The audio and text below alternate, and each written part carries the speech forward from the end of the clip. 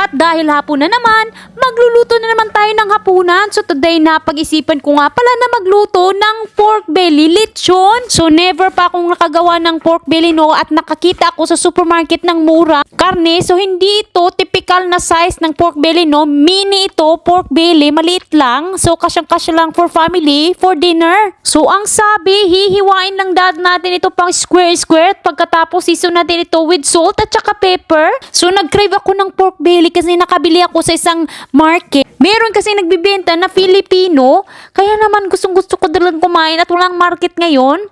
So homemade munang Filipino pork belly.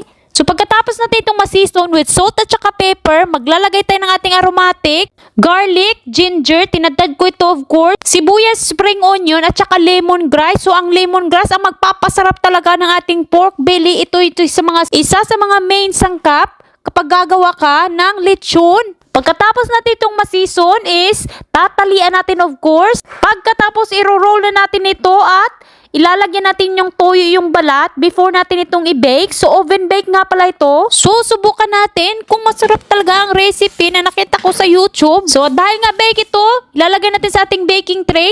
160 degree daw. Tapos pag medyo naluto na, i-adjust natin yung temperature to 220 degrees. So pagkatapos nga ng 1.5 oras, naluto na yung ating pork belly at ayan na siya. Crispy talaga. Maririnig mo yung tunog ng crispy lechon pork belly.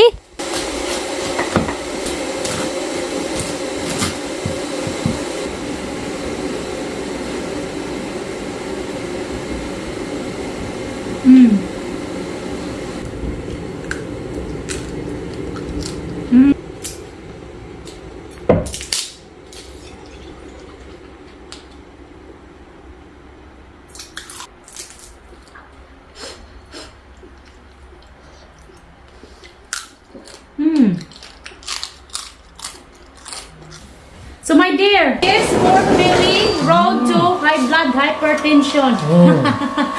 Road to heart attack. Daddy, what's this for?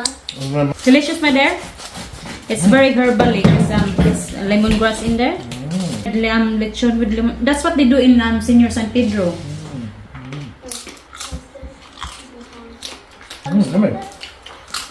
Delicious.